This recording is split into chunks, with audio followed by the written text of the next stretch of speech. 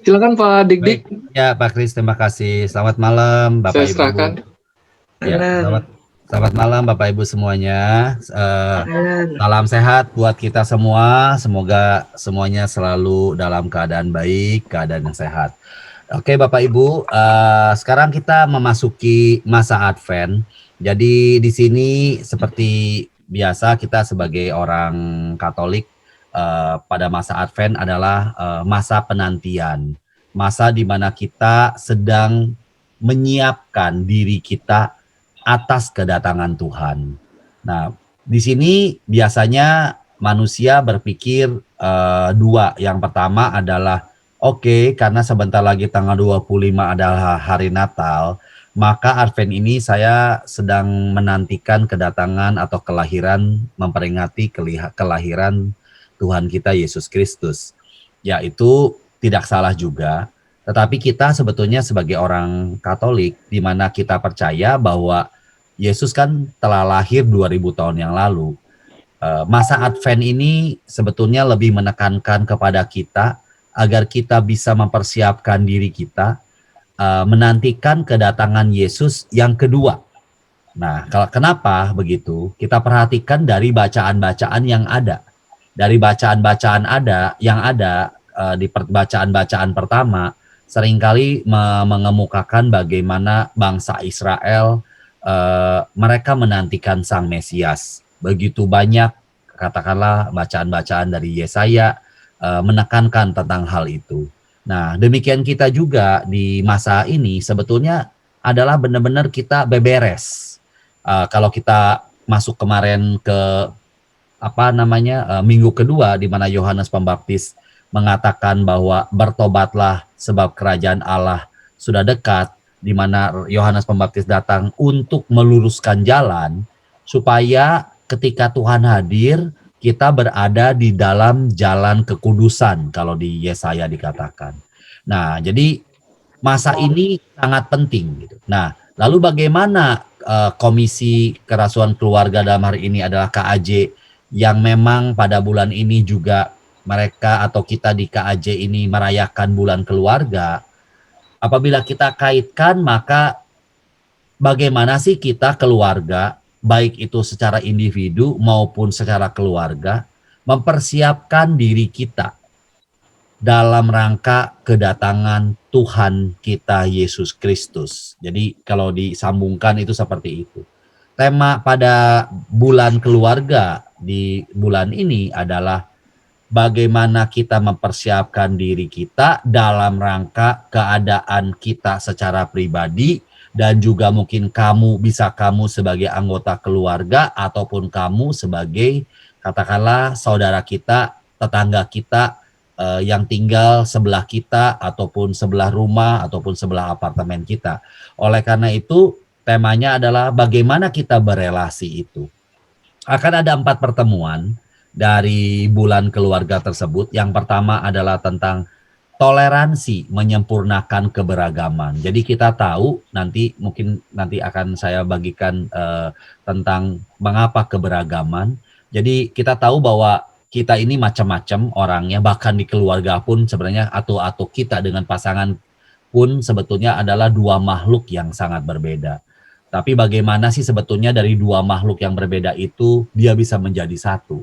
Yang menjembatani itu kan semuanya adalah toleransi. Jadi toleransi itu bagaimana kita mau memberikan suatu ruangan kepada pasangan kita atas sesuatu yang mungkin kalau menurut pribadi kita itu tidak cocok atau tidak mungkin kita nggak bisa lakukan. Sehingga atas pertemuan dua menjadi satu itu memang bisa terjadi kesempurnaan. Kedua adalah nanti kita akan bahas tentang siapakah sesamaku manusia itu. Nanti kita akan melihat siapa sih kalau kita undang pada saat kita merayakan pesta. Lalu yang ketiga, setelah kita memang bisa bertetangga, emang apa sih yang diharap apa akan dihasilkan buah-buah dari bertetangga itu? Jadi yang pertama itu adalah bertetangga itu ternyata mengasihkan. Nanti itu ada di dalam pertemuan yang ketiga. dan yang pertemuan keempat tentang toleransi berbuah sukacita.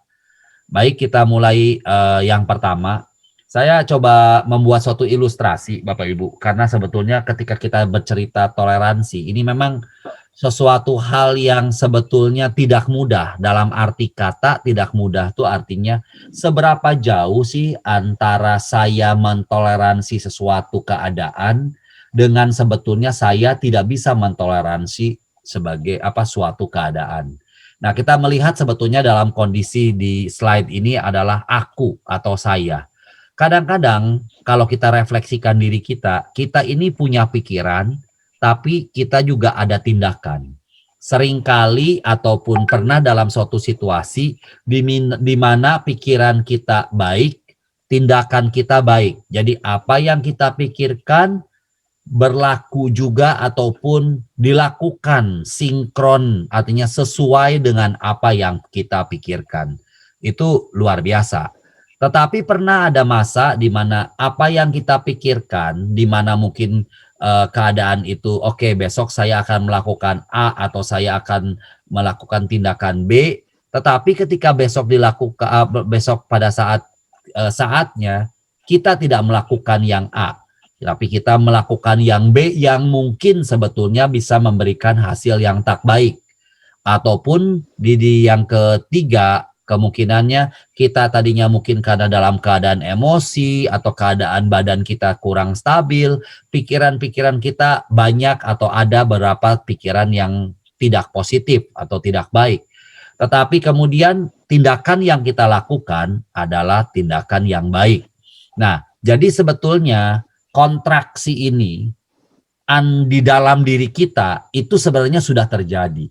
Nah, tinggal sekarang kan apa yang kita pegang. Jika yang kita pegang adalah kebenaran, maka apapun yang kita pikirkan, apapun yang kita lakukan adalah sesuai dengan apa yang diajarkan oleh sang kebenaran. Itu namanya sinkronisasi. Jadi apa itu sesuai gitu. Tetapi apa yang kadangkala apa yang saya pikirkan saya harus melakukan sesuatu yang benar atau yang baik, tetapi tindakan yang saya lakukan ternyata berbeda, akan ada muncul kalau kita refleksikan, kenapa ya saya melakukan itu? Aduh, kenapa badan saya melakukan tidak sesuai yang mestinya saya tidak boleh begitu. Pasti kita semua pernah mengalami itu. Itu adanya proses disync, jadi nggak sinkron. Nah, penyebab tidak sinkron itu saya sering mengatakan apa yang saya bicarakan di atas seperti diri saya ngelihat yang keluar dari badan saya, dan saya harapkan pikiran yang di badan saya, yang di dalam diri saya itu adalah mencoba mengkontrol tindakan saya agar tindakan saya bisa melakukan apa yang ada dalam pikiran saya dalam konteks hal yang positif. Tapi bisa juga kebalikan. Dalam keadaan kita lagi kurang stabil, dalam keadaan kita emosi sedang tinggi, dalam keadaan kita sedang lemah, terus kita banyak pikiran-pikiran yang tidak baik. Lalu kemudian dari pikiran yang tidak baik, bisa juga dilakukan tindakan yang tidak baik, artinya melakukan yang apa kita pikirkan tidak baik, itu sync juga, tetapi tidak menghasilkan suatu yang buah baik gitu.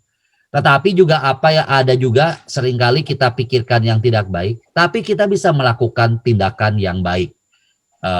Sehingga menyebabkan tidak sync, tetapi buahnya adalah baik. Sehingga apa yang kita masukkan di sini, ada sebenarnya sesuatu keadaan di mana badan dan pikiran kita itu berbeda, tetapi perbedaan-perbedaan itu ketika dinyatakan dalam tindakan, mestinya hasilnya adalah sesuatu yang baik. Itu dalam keadaan aku. Nah, demikian juga ketika kita coba berinteraksi dengan orang lain, yaitu kita. Pertama kali aku di sini, orang di sini, dan aku yang di tempat yang lain, itu udah pasti makhluk berbeda. Entah dari jenis kelamin, mungkin juga dari rambut. Kalau saya katakan di sini mungkin dari pikiran, latar belakang, sara, apa segala macam, secara unik. Itu memang berbeda. Tetapi anehnya manusia itu kecenderungannya dia selalu bersama-sama berkumpul dengan yang sejenis. Dan jangan khawatir Bapak Ibu, ini udah terjadi dari zaman dahulu kala.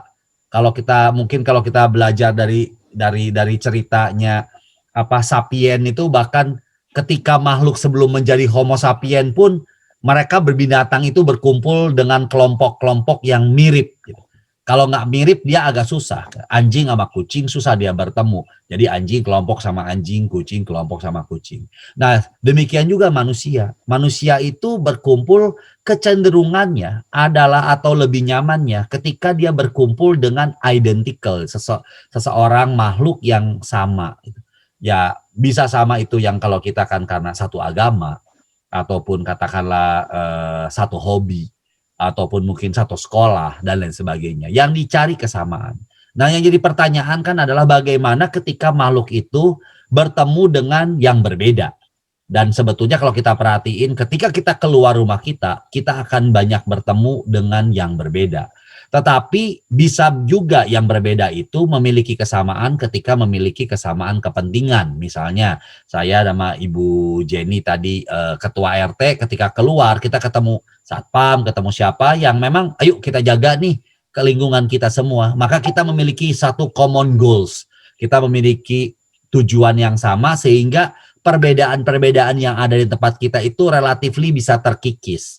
Nah, buat kita atau buat saya, hasil refleksi saya adalah itu bagian daripada toleransi yang oke, saya tidak menonjolkan perbedaan yang ada karena kita memiliki goals yang sama. Jadi sama juga toleransi antara saya dan kamu, yaitu kita, itu ataupun sebagai suami istri, ataupun di lingkungan, ataupun di masyarakat, maka dia bisa menjadi satu ketika memiliki goals yang sama. Nah, jadi pertanyaannya kan tentu, kan masing-masing orang belum tentu memiliki tujuan atau goals yang sama. Nah, kalau kita perhatikan, banyak sekali sebenarnya common goals itu. Kalau sekarang yang lagi rame kan adalah ketika bercerita tentang humanity, tentang kemanusiaan. Yang mana sekarang Pope Francis kan menonjolkan itu di bukunya yang baru, Totella Frutti gitu. Jadi bagaimana sih sebetulnya manusia itu melihat sebagai manusia seutuhnya. Nah, pada saat orang yang begitu macam-macam banyak dan melihat sebagai manusia itu sebagai satu kemanusiaan secara pribadi, maka perbedaan-perbedaan itu akan ditinggalkan di belakang. Sama seperti kita ketika kita misa di gereja, tidak pernah ada, tolong ya yang orangnya paling kaya duduk paling belakang, paling depan, orang yang kurang kaya di belakang. Tidak ada. Siapapun silakan duduk di sana semua karena kita di hadapan Allah adalah sama. Yang terpenting pada saat perjamuan kita menggunakan baju pesta. Nah, menggunakan baju pesta ini kalau kita kaitkan dengan Advent, itulah masa persiapan. Kita bagaimana menyiapkan diri kita agar nanti kita benar-benar datang ke perjamuan Tuhan itu, perjamuan nikah anak domba itu kita menggunakan baju pesta. Karena Bapak Ibu tahu ketika kita tidak menggunakan baju pesta, kita akan diusir. Nah, itu kan menunjukkan bahwa ada ketidaksiapan. Makanya beberapa kali dari bacaan-bacaan satu bulan ini bercerita tentang kewaspadaan ataupun persiapan dari kita. Nah, Indonesia lebih unik lagi karena kita begitu banyak suku bangsa, begitu banyak agama, begitu banyak ras dan lain sebagainya. Sehingga bagaimana sih sebetulnya kita bisa saling berinteraksi dengan yang lain, itu kita sebut dengan membangun toleransi.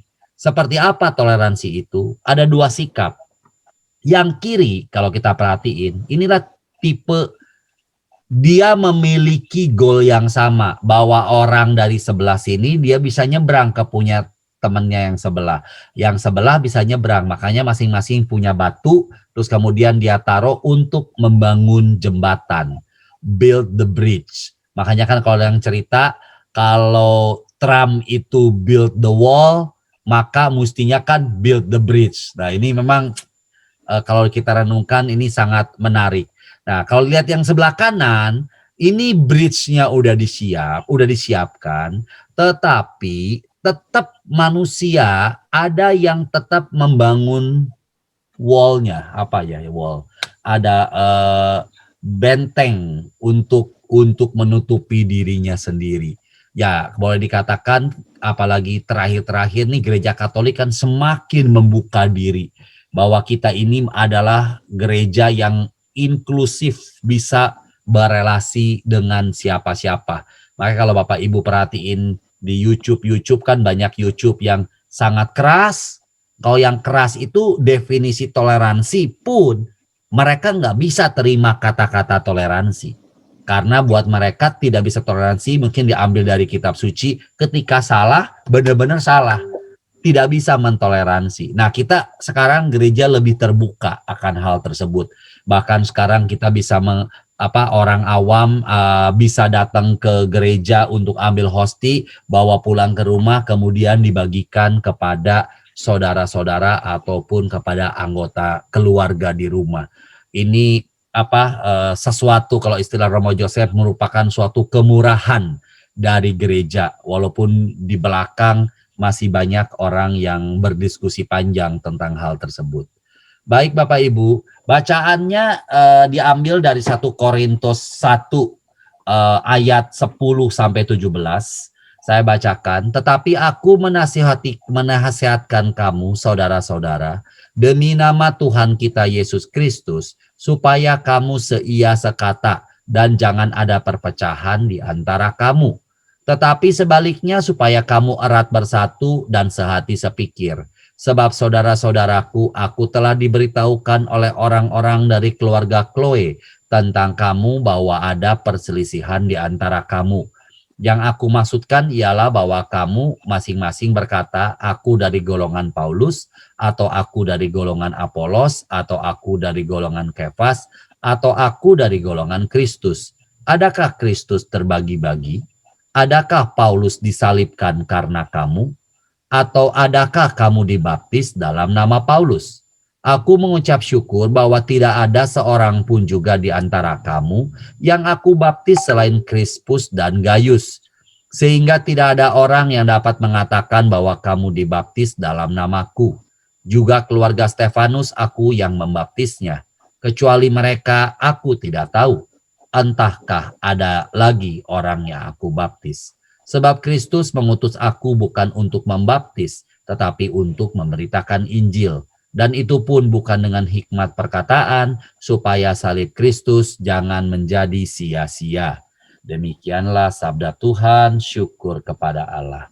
Jadi dalam bacaan atau renungan kitab suci kita pada malam hari ini, tentang toleransi yang menimbulkan kebersamaan atau keragaman, itu adalah menceritakan karena pada saat itu Paulus mendengarkan dari sahabatnya Chloe bahwa di sana di Korintus gereja yang dibangun atau umat jemaat yang dibangun oleh Paulus itu ternyata pecah karena masing-masing tergantung ikut dengan siapa gitu. Jadi ada yang mengatakan aku adalah golongan Paulus, ada Apolos, ini juga seorang guru yang terkenal dan baik, lalu juga aku dari golongan Kefas atau aku dari golongan Kristus. Jadi di sini menceritakan oleh Paulus bahwa tidak ada perbedaan itu. Sebenarnya ketika kita bercerita tentang gereja, kita sebetulnya harus benar-benar memang melihat seperti bagaimana kita ini adalah bagian daripada tubuh Kristus. Kalau kita sekarang di dunia ini setiap kali kita misa kita mendapatkan hosti, berarti kan Yesus Kristus hadir di tempat kita. Dan kita ada yang adalah gereja merupakan bagian dari tubuh mistis Kristus. Nah, kalau kita mengaminkan, dan saya percaya kita semua orang Katolik mengaminkan itu, maka semua kita yang ada ini adalah satu. Karena kita bagian dari tubuh Kristus, bagian dari tubuh mistik Kristus. Sehingga apabila ada saudara yang kekurangan, sebetulnya layak kita harus bantu. Ketika ada kekurangan di saudara yang lain, maka kita juga harus bantu. Kenapa? Karena memang kita dalam satu tubuh. Dan itu yang Tuhan Yesus lakukan juga. Bagaimana Tuhan Yesus benar-benar bahkan memberikan tubuhnya untuk katakanlah keselamatan seluruh umat manusia. Nah, ini sebetulnya esensi pertama. Jadi ketika kita bercerita apapun, ada orang Kristen yang mungkin kurang rajin, mungkin ada orang Kristen yang hidupnya berantakan, mungkin ada orang Kristen yang hidupnya lagi belok ke kiri, belok ke kanan. Kita sebagai saudara yang adalah bagian dari tubuh Kristus, itu wajib memanggilnya dan mengajak dia, menyadarkannya agar mereka atau dia itu bertobat dan kembali katakanlah ke jalannya. Nah kalau ditanyakan, loh apa urusannya? Kan begitu. Nah ketika apa urusannya, maka kita tubuh Kristus itu seolah-olah sendiri, yaitu saya sendiri. Bukan orang lain gitu. Nah jadi berbeda di sini. Jadi yang kedua juga di sini disebutkan, ketika dia tubuh Kristus itu dia mengatakan, oh saya dari, di sini kalau sebutin saya mungkin dari gereja A, saya dari gereja B, saya dari gereja C, itu sebetulnya jelas kita memang sedang ada perpecahan. Tapi kita percaya Roh Kudus yang tidak kelihatan itu pasti akan menyatukan, bahwa kita bisa menjadi satu kembali, kita bisa sehati sepikir, bisa erat bersatu. Itu yang sebetulnya pesan daripada Rasul Paulus. Nah, lalu kalau ditanyakan emang kemarin kenapa perpecahan ini terjadi? Perpecahan terjadi itu kaitannya karena baptis. Which is kayak sekarang kita kan antara baptis selam dengan baptis tetes, antara apa lagi. Jadi banyak sekali kita memang membahas tentang formalitas-formalitas yang akhirnya pecah. Padahal kalau kita diceritakan di sini disebutkan bahwa sebetulnya Tuhan Yesus tidak mengutus Paulus untuk membaptis. Jadi, tetapi untuk memberitakan Injil. Nah, di sini ayat 17 ini wah bisa jadi perdebatan panjang gitu ya. Tapi konteksnya adalah sebetulnya jangan gara-gara baptis jadi orang itu pecah. Mungkin maksudnya Paulus seperti itu. Bukan artinya bahwa orang Kristen itu sebetulnya adalah cukup dengan memberitakan Injil, nggak perlu dibaptis. Karena sekarang kan kecenderungan evangelisasi baru, bukan di Katolik ya, tapi di tempat-tempat lain, itu adalah udah bisa ada datang, dengarkan kitab suci, karena bagian dari evangelisasi, pulang dan hidup. Udah tidak lagi membahas tentang apa ya namanya tuh kalau kita kan ibadah. Nah ini kan udah banyak yang seperti itu juga gitu. Nah jadi itu juga salah satu akibat dari apa ya ayat 17 yang mungkin disalahartikan. Dan itu pun disebutkan bukan dengan hikmat perkataan supaya salib Kristus jangan sia-sia. Karena di sini dikatakan oleh Rasul Paulus juga bahwa yang penting bagaimana orang itu hidup dengan karena kan kalau salib Kristus itu tidak menjadi sia-sia kan mengatakan bahwa apa yang Kristus telah korbankan buat kita jangan hanya sekedar melalui hikmat perkataan tetapi juga melalui perbuatan kasih karena Tuhan Yesus sendiri telah wafat di salib. Nah, jadi kalau summary dari pertemuan pertama ini adalah bahwa kita kan kalau kita cerita, saya batasin dulu sampai orang-orang Kristen atau orang-orang Katolik di mana kita setelah pada saat dibaptis menjadi anak-anak Allah, maka kita di dalam kita benar-benar harus bisa saling membantu. Lalu pertanyaannya kalau mundur lagi, bagaimana dengan orang-orang lain atau agama lain yang memang tidak ini ke dalam Kristus? Ya kita seperti yang Yesus katakan, jadilah seperti Allah yang memberikan matahari bagi orang yang baik dan orang yang benar. Artinya bagaimana kita sebagai orang Kristen, bagaimana kita yang mengalami kasih Kristus ketika kita keluar dari diri kita dan ketemu dengan yang lain, tunjukkanlah melalui tidak hanya hikmat dengan hikmat perkataan, tetapi melalui hikmat perbuatan, bagaimana atau seperti apakah sih orang-orang Katolik itu. Oh, orang-orang Katolik itu ternyata mereka suka membantu dan membantu tidak pandang bulu, pandang agama. Seperti di Bruder Petrus, kan yang tinggal di Brother Petrus hampir 97% atau 90% itu adalah bukan orang-orang Katolik. Tapi Brother Petrus bisa menunjukkan kasih dan perhatiannya kepada semua orang, anak-anak ataupun para lansia di sana. Nah, itu sebagai buah yang mengatakan mau build the bridge, mau kita membangun jembatan untuk bisa tetap melakukan kasih kepada orang-orang lain yang sebetulnya mungkin dalam tanda kutip kita anggap orang lain tersebut adalah berbeda dengan kita karena kita bukan sebagai orang Kristen. Tidak, tetapi kita justru harus merangkul mereka dan kita harus merangkul mereka dengan kasih Kristus. Karena itulah kita gunanya kita untuk memberitakan Injil kepada semua makhluk. Itu yang pertama, Bapak Ibu, pertemuan pertama. Lalu pertemuan kedua kita berbicara kalau tadi dikatakan bahwa kita bertetangga dan bagaimana bertoleransi, tentu pertanyaannya buat kita, lalu siapakah sesamaku? Tadinya kan pasti seperti yang saya katakan, kalau tadi kita mirip-mirip yang sama-sama, kita bergaul dengan orang yang sama, bergaul dengan mungkin teman hobi yang sama, bergaul dengan kadang-kadang orang-orang yang umurnya juga mirip-mirip. Nah, sekarang ketika cerita yang kedua, ini agak sedikit berbeda. Ini sedikit berbeda karena kita melihat bahwa dunia ini menawarkan kita suatu piramida. Suatu piramida di mana dari bawah adalah golongan yang paling lebar, adalah golongan yang kekurangan. Golongan orang miskin, mungkin orang cacat, dan lain sebagainya. Sampai dengan ke atas adalah orang-orang yang secara ekonomi itu mereka berada di puncak.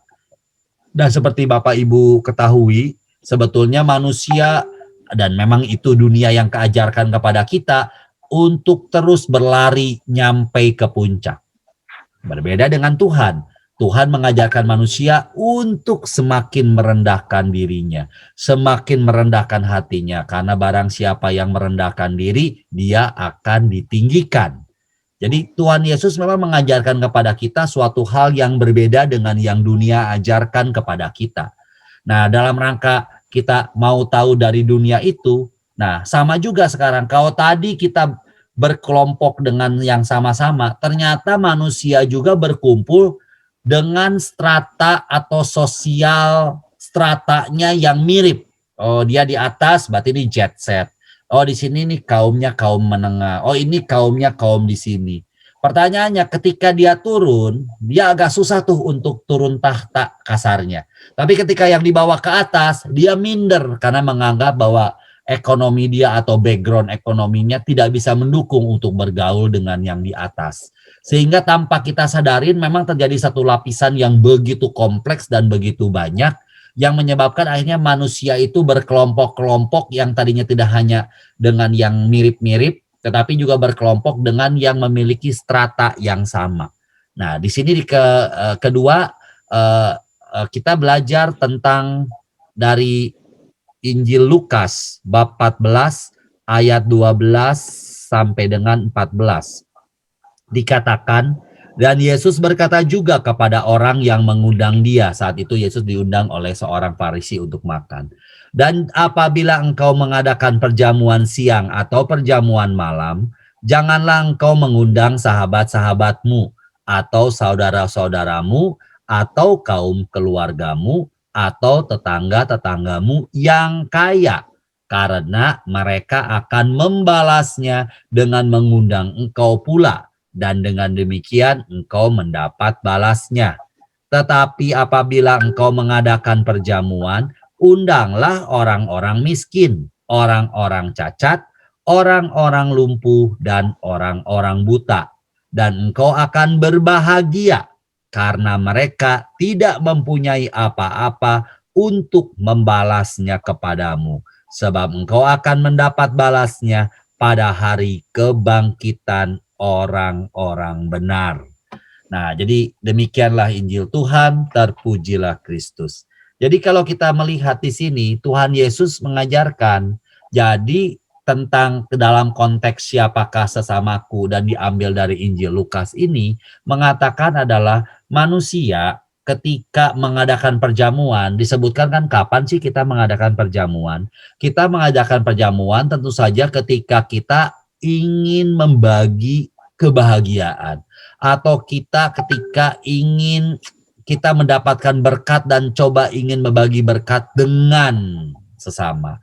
Nah, saat itu pasti dunia, dan saya rasa Bapak Ibu saya juga sama. Siapa yang diundang? Udah pasti, udah saudara-saudara aja, sahabat yang dekat, saudara mama, papa, tetangga-tetangga yang kita sebut di sini yang kaya, dalam arti kata karena Yesus saat itu diundang oleh seorang Farisi, berarti yang mungkin yang kaya atau yang memiliki ya strata yang sama, karena dalam konteks ini yang kaya. Kenapa jangan, katanya disebutkan, karena mereka akan membalasnya. Jadi ketika kita mengundang, kita udah selesai makan, mungkin minggu depannya orang tersebut akan mengundang kita. Ya, terjadilah kayak sekarang. Om Ben kasih ke saya bingkisan Natal. Waduh, Om Ben kasih bingkisan Natal. Saya kan pasti siapin juga. Oh, ini Om Ben, saya bagikan juga deh bingkisan Natal dari saya. Elis kasih saya bingkisan Natal. Wah, ya Elis saya bagiin. Terus aja mondar-mandir. Akhirnya itu kue muter kemana-mana. Karena kan nggak mungkin kita terima dari 20 orang kue itu dumplek di rumah kita. Pasti kita bagiin lagi, putar-putar kuenya. Akhirnya mungkin kue yang sama bisa nyampe ke orang yang ngasih pertama kali. Loh, ini kan kue saya, kenapa balik lagi ke sini kan? Nah, artinya bahwa sebetulnya ketika kita ingin membagi kebahagiaan, karena manusia itu kan sebenarnya memang baik untuk memberi. Yang awalnya memberikan ingin mencoba memberikan kasih atau membagikan kebahagiaan kepada orang lain gitu. Tetapi ketika kita memberikannya kepada orang yang memiliki kemampuan untuk membalas, maka yang bersangkutan juga dia akan membalasnya kepada kita. Sehingga ya udah seperti itu aja, dan itu yang terjadi hampir di semua di dalam kehidupan kita. Tetapi di ayat 13 dikatakan, tetapi apabila engkau mengadakan perjamuan, undanglah orang-orang miskin. Jadi ketika kita ingin membagi satu kebahagiaan, maka yang di pikiran kita pertama kali, siapakah orang sesama kita yang ingin atau seharusnya menikmati kebahagiaan itu? Yaitu orang, bagian, atau kelompok yang memang dia tidak mengalami kebahagiaan tersebut. Siapa? Orang miskin, orang cacat, orang lumpuh, orang buta.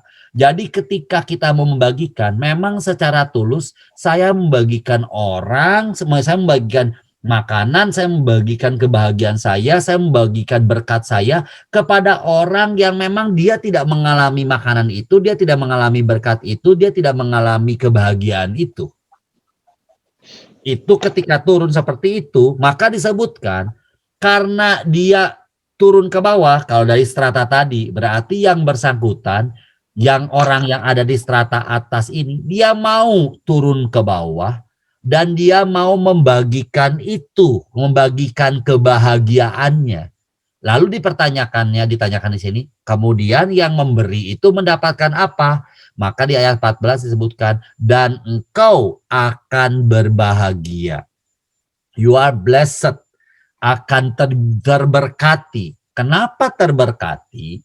Karena yang bawah dia tidak memiliki kemampuan untuk membalasnya.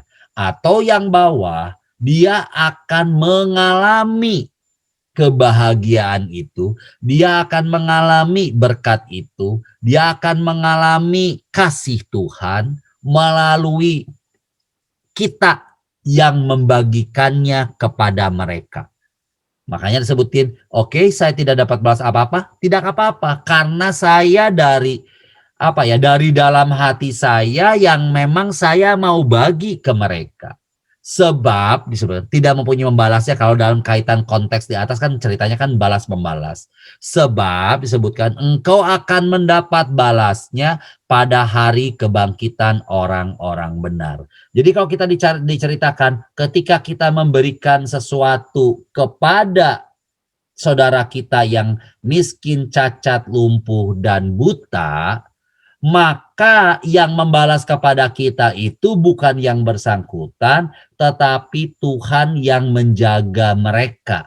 Karena mereka tidak bisa membalas kepada kita, maka Tuhan nanti akan membalas kebaikan kita pada hari kebangkitan orang benar.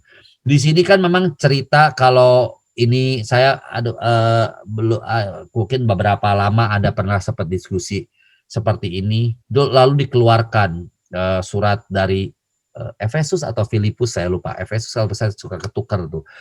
Disebutkan bahwa kita itu nanti mendapatkan kerajaan surga itu bukan karena segala perbuatan kita, tetapi itu karena kasih karunia. Nah, ini sebetulnya ayat itu nggak bisa ditabrakin gitu, nggak bisa diadu sama ini. Loh, kalau begitu ya udahlah mulai besok kita semua, ayo undang, ayo saya bagi-bagiin karena nanti kita akan mendapatkan balasnya pada hari kebangkitan orang benar.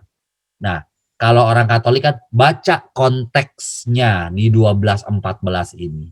Kan ketika kita misalnya Om Ben ulang tahun pernikahan yang ke-50 misalnya. Aduh, saya mau nih nanti merayakannya bersama dengan orang-orang dari panti asuhan karena saya mau deh mereka juga mengalami kebahagiaan yang sedang saya alami sekarang.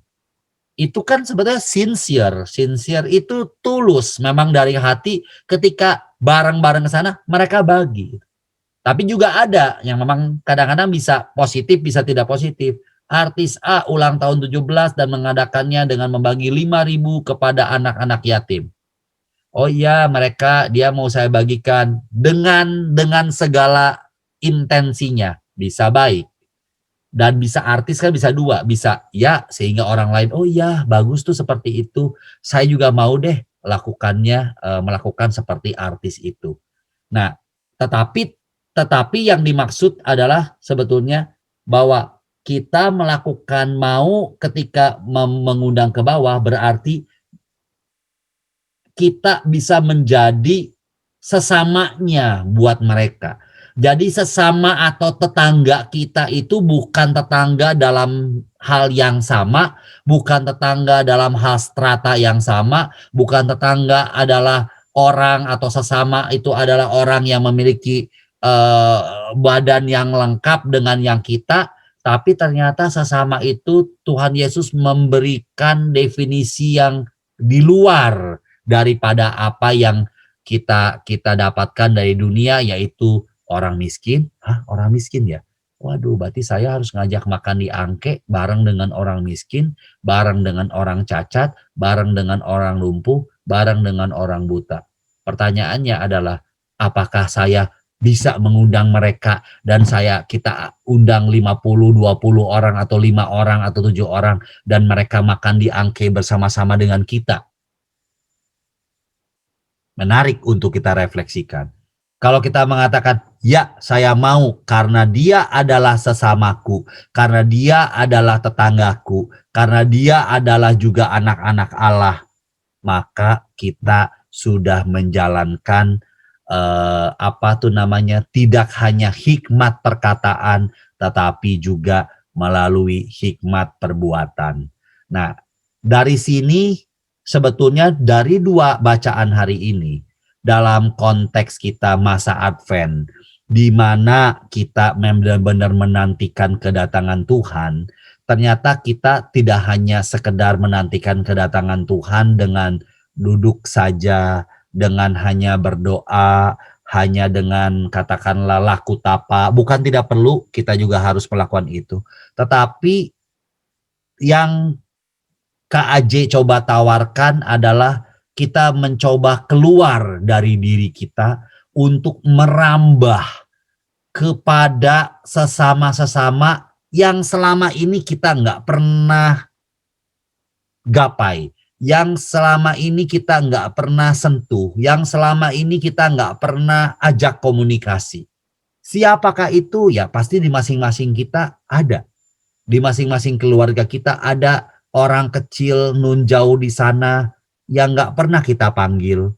Orang kecil yang mungkin pernah membesarkan kita ketika dulu kita mungkin masih ngekos ataupun kita masih hidup di mana orang tersebut yang memberikan nasihat kepada kita, itu mungkin udah gak pernah kita jenguk lagi atau nggak pernah kita datengin lagi, nggak pernah kita ajak makan lagi.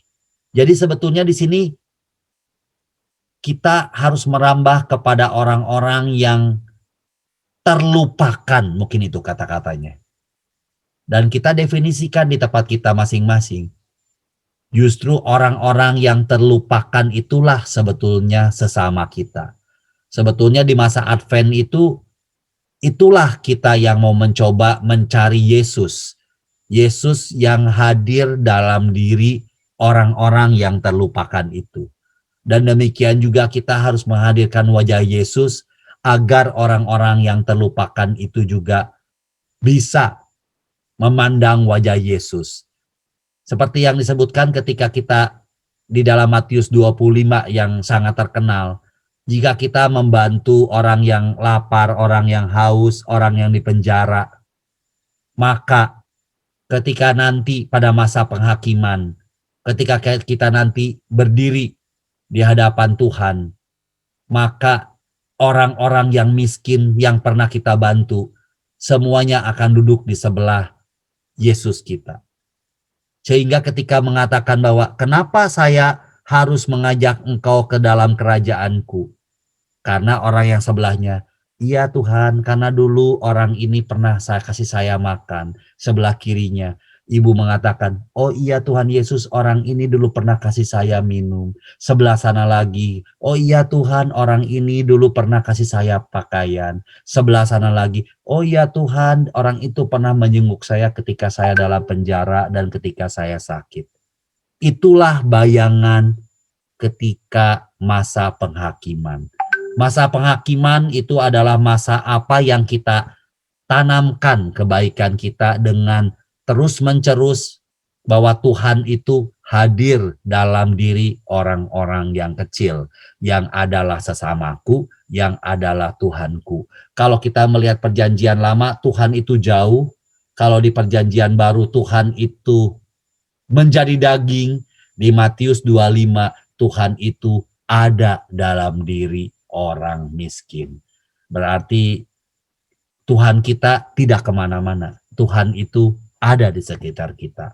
Semoga kita semakin mempersiapkan diri kita, terutama di masa Advent ini, benar-benar menantikan kehadiran Tuhan, kedatangan Tuhan, yang juga Tuhan yang hadir di sekitar kita, di antara orang-orang yang terlupakan oleh kita, bukan hanya terlupakan oleh kita, tapi juga terlupakan oleh dunia.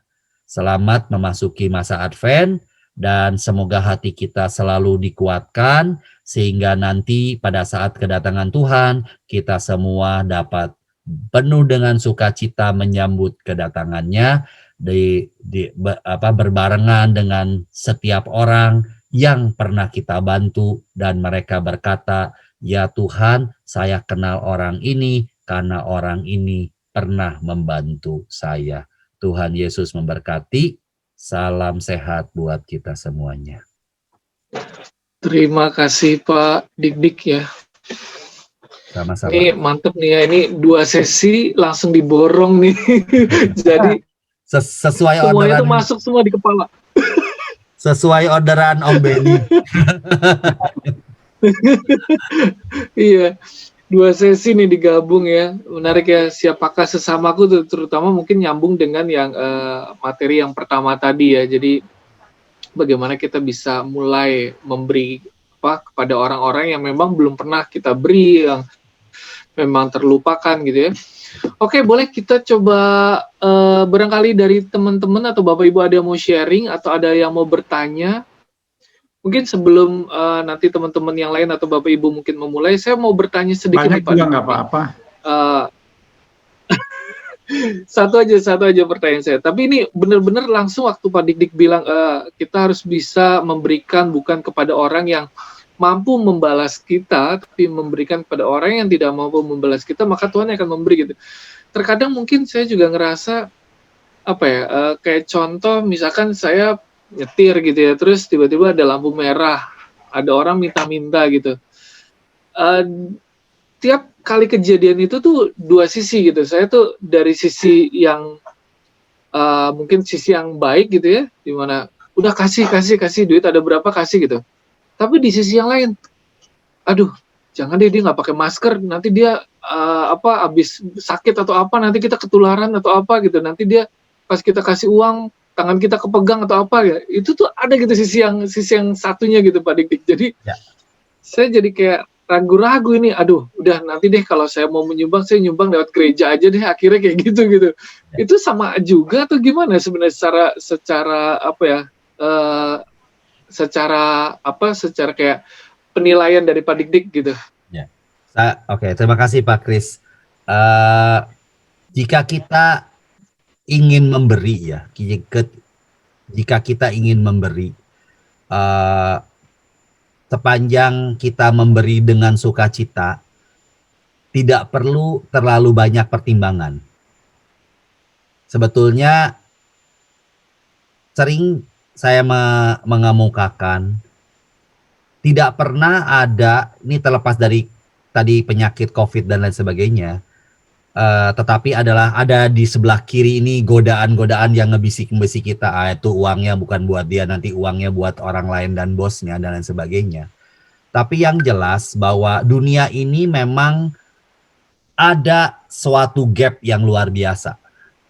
Dan pernah disebutkan kan gap tersebut itu adalah memang terjadi seperti itu, yang memang si kaya makin kaya, yang di bawah itu makin jauh. Sehingga pada saat ketika seperti itu kita diajar oleh Tuhan Yesus, yang kalau bahasa saya sebenarnya Tuhan Yesus itu mengajarkan kepada kita, terutama umatnya itu adalah sebetulnya orang-orang yang mau menjadi kecil. Jadi ketika kita melihat orang-orang kecil, makanya tadi katakan, ketika saya ingin membagi, ketika saya ingin berbagi berkat, ketika saya ingin berbagi apapun, harus diingat di kepala kita adalah siapakah the least. Nah, ketika kita memikirkan siapakah the least, kita tidak akan memikirkan hal-hal yang lain. Bahkan ada yang pernah kita bahas, oke, ada orang katanya pernah dikasih katakanlah pinjam uang lah. Udah pinjam uang, setelah sekian lama nggak dibalik-balikin. Padahal terus yang ada orangnya tetap aja minta lagi. Apa yang kita lakukan? Nah, itu sering saya rasa Bapak Ibu juga ada ngalamin begitu. Saya belajar sebetulnya yang paling penting ketika memang udah kita memberikan dengan jumlah yang lumayan beberapa kali dan ternyata memang nggak ngembalikan, lalu berikutnya lagi dia meminta lagi. Dua, yang pertama adalah jika kita memberikan dengan sukacita yang tidak membuat kita adanya hard feeling, ya udahlah, dia datang, ini ada misalnya Nope, ini yang bisa kita bantu, ya sudah, let go. Dia datang lagi, mungkin 3 bulan lagi, ada Nope, ya udah. Dan percaya tidak percaya Pak, semakin kita melakukan, dan jangan kaget Pak Kris, semakin banyak orang akan cari Bapak. Nah, kenapa kalau kita ngelihat dari konteksnya adalah, saya juga nggak tahu kenapa orang ini cari saya di antara 7,6 miliar penduduk dunia. It's a mystery. Dia kenal. Nggak tahu. Di antara 7,6 miliar, kenapa orang ini carinya Om Ben? Nggak tahu juga. Ini kan misteri, Pak. Saya selalu positifnya adalah bahwa doa dia memang dikabulkan atau terkabulkan oleh Tuhan melalui tangan kita, Pak Kris.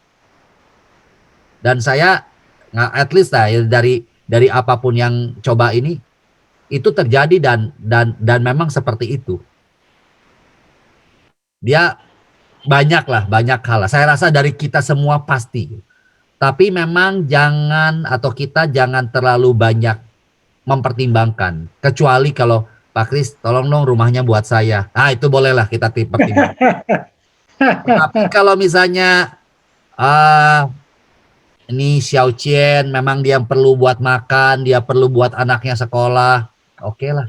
Tinggal kita carinya dengan cara yang smart aja. Oke, saya mau sekolahin, nomor rekening sekolahnya mana lah, kita transfer dan lain sebagainya. Jadi sebetulnya memberi luar biasa lah.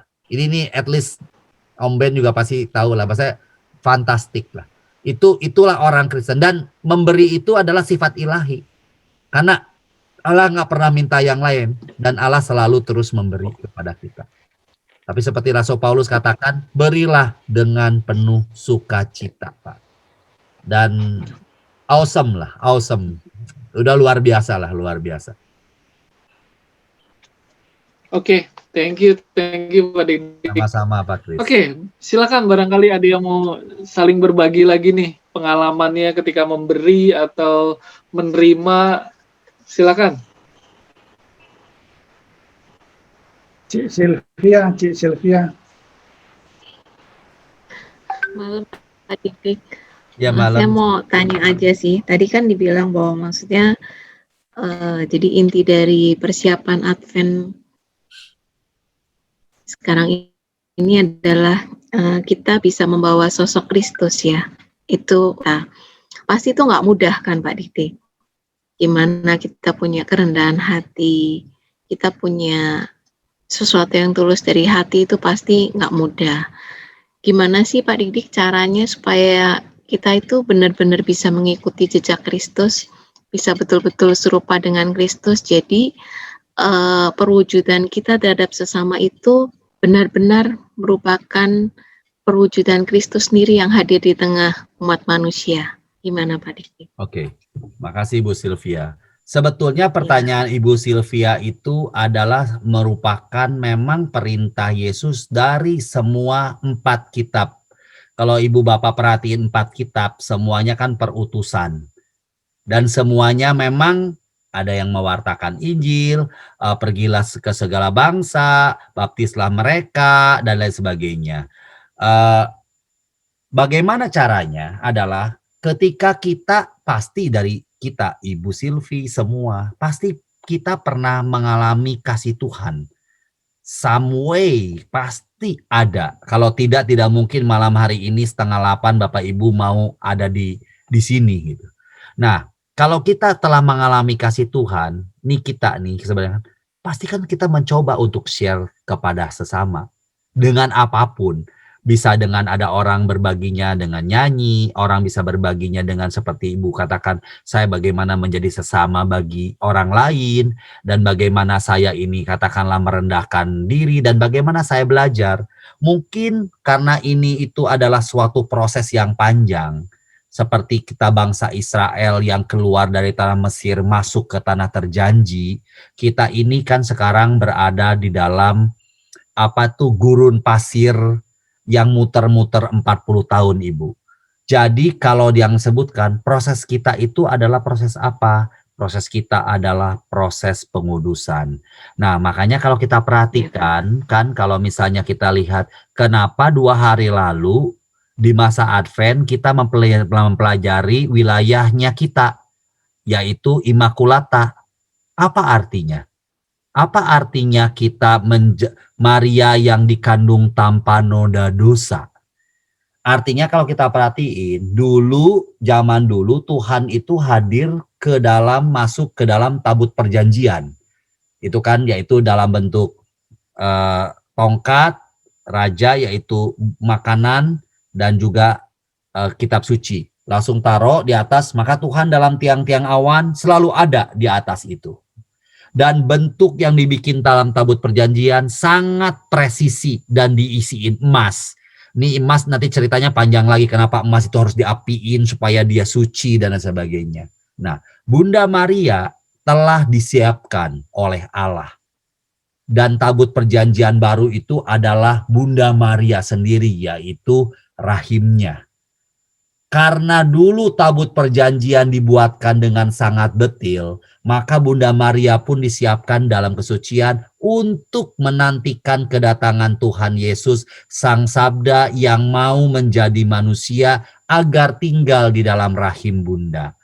Itulah kita sekarang, di mana kita juga harus merendahkan hati seperti Bunda Maria agar Tuhan pun mau lahir, mau tinggal di dalam hati kita masing-masing.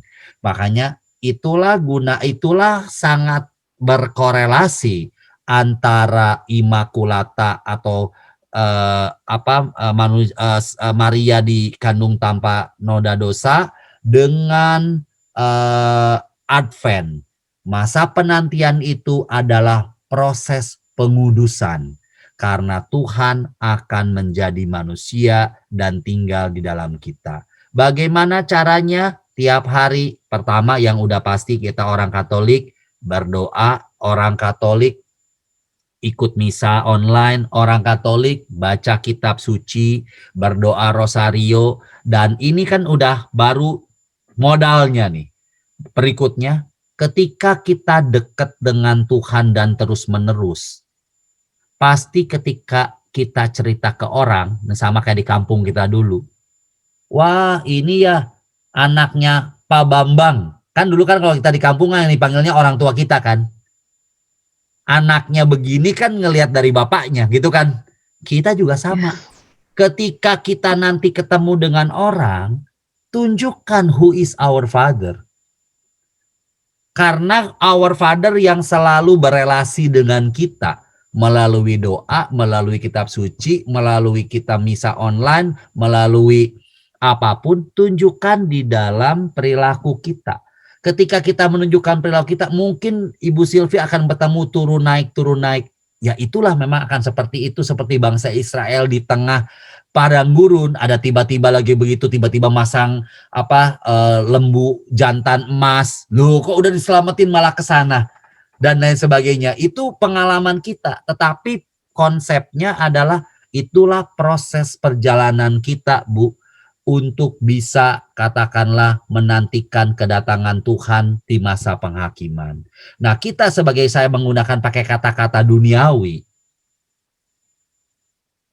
apa sih yang mau kita tinggalkan di dunia ini kepada anak-anak kita?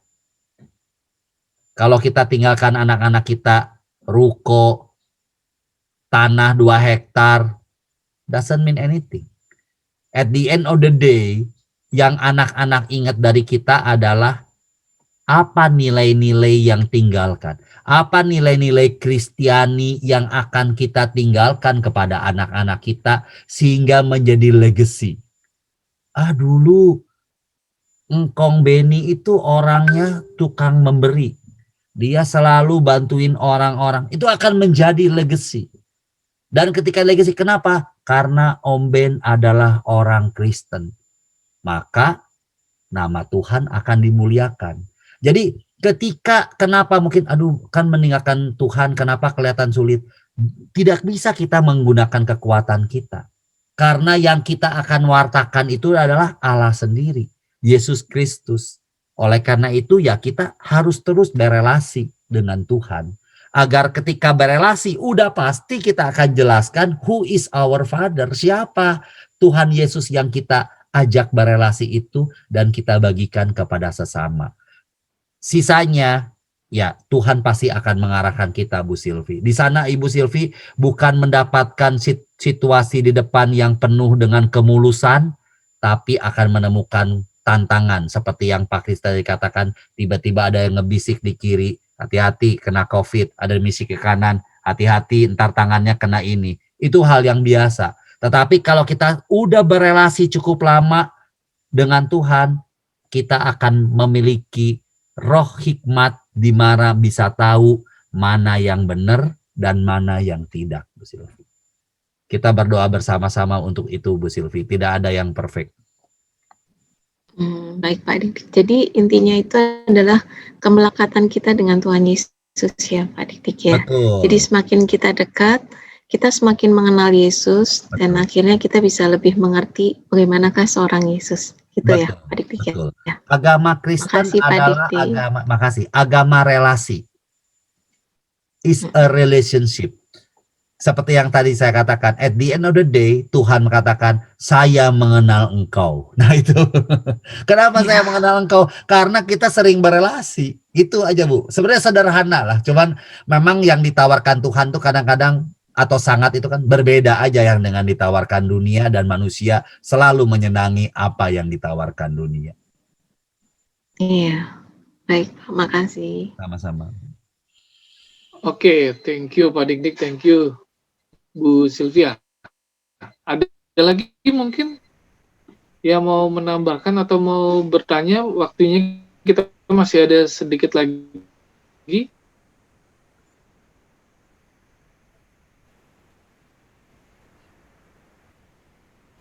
Pak Victor nih kelihatannya Dari wajahnya mau nanya nih Pak Victor. Nggak ada waktu makan-makan. Nggak ada Nggak ada Pak ya?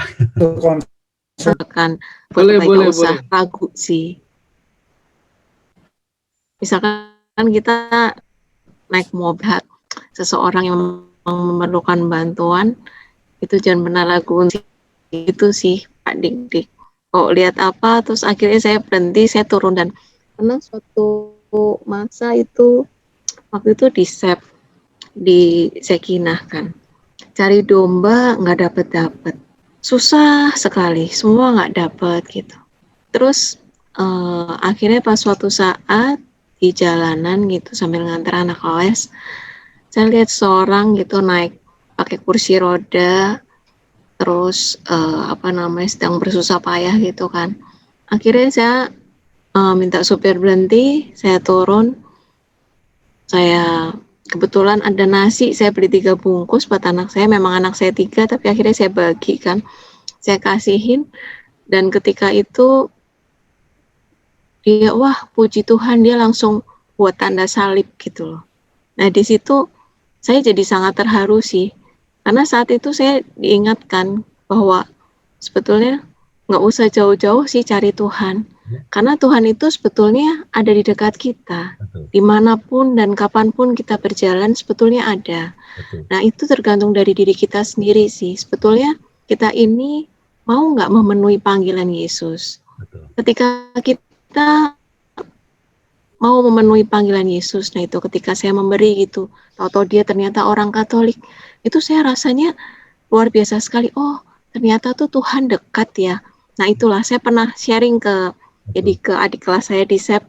Saya bilang, ternyata tuh Tuhan deket loh, kamu tahu nggak, gini kan, teman-teman tahu nggak, coba mulai dari orang terdekat.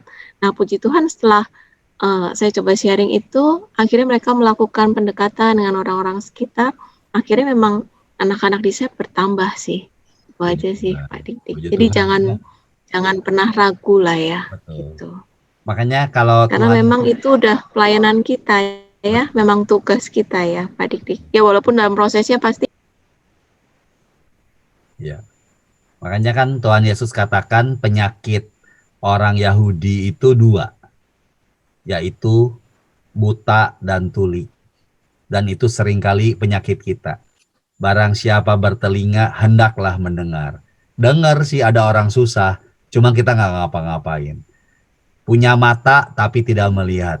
Ngelihat sih orang susah, tapi kita nggak ngapa-ngapain. Itu sebetulnya artinya. Ya itu maksudnya, makanya kita harus cerita supaya bagaimana Tuhan membuka mata hati kita. Jadi tidak hanya mata fisik, tapi mata hati, agar ya hati kita yang menggerakkan apa yang kita lakukan. Seperti yang Bu Sylvia barusan sharing kan. Luar biasa. Ya mari kita berdoa dulu Bapak Ibu dalam nama Bapa, Putra, dan Roh Kudus. Amin. Amin. Bapa yang Maha Kasih, kami bersyukur atas rahmat keberagaman yang ada untuk mewujudkan toleransi bagi lingkungan sekitar, terutama di saat bangsa kami baru mengalami tantangan yang besar di tahun ini. Berilah rahmat perdamaian bagi kami semua, agar kami dapat terus mewujudkan perintah-Mu untuk mengasihi semua orang tanpa pandang bulu, terutama mereka yang paling membutuhkan. Terima kasih Tuhan untuk sukacita kebersamaan di pertemuan bulan keluarga yang pertama dan kedua ini, pada hari ini bersama dengan Pak Dik-Dik. Kami mohon tuntunan-Mu agar kami dapat belajar, semakin tulus mengenal dan mengasihi sesama kami, teristimewa pada masa Advent ini, seturut teladan Putra-Mu terkasih. Doa ini kami sampaikan dalam nama Amin. Bapa, Putra, dan Roh Kudus. Amin. Terima kasih Pak Dik-Dik, terima Thank you, kasih Om Ben. semua.